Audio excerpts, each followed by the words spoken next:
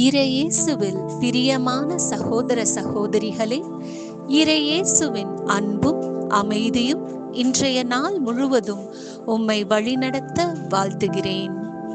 இயேசு இன்றைய நற்செய்தியான மத்தேயு அதிகாரம் 7 இறைவசனங்கள் 15 முதல் 20 வரையில் கூறுவது: போலி இறைவாக்கினர்களை இனம் கண்டுகொள்ள அவர்களது செயல்களை கொண்டு அறிந்து கொள்ளலாம் என்கிறார். நாம் பல நேரங்களில் மற்றவர்களின் வெளி தோற்றத்தை வைத்து அவர்கள் நல்லவர் என்றும் தீயவர் என்றும் சொல்லிவிடுகிறோம். ஆனால் வெளி தோற்றத்தால் இவர்கள் இப்படித்தான் என்று சொல்லிவிட முடியாது. அவர்கள் செய்யும் செயல்கள் மட்டும்தான் அவர்கள் எப்படிப்பட்டவர்கள் என வெளிப்படுத்தும். நல்ல மரம் நல்ல கனியையே தரும், கெட்ட மரமோ கெட்ட கனியை தான் தரும். அது எதிர்மறையாக செயல்படாது. நாம் அனைவரும் இறைவனால் படைக்கப்பட்டவர்கள்.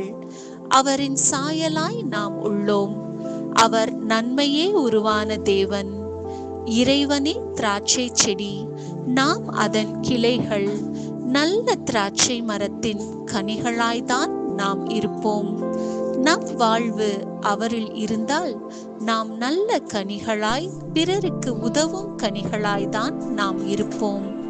ஜெபம், தவம், தியாக செயல்களால் மரத்திற்கு உரமூட்டி நற்கனி தரும் மரமாய் நாமும் வாழ்ந்திட முயற்சிப்போம்.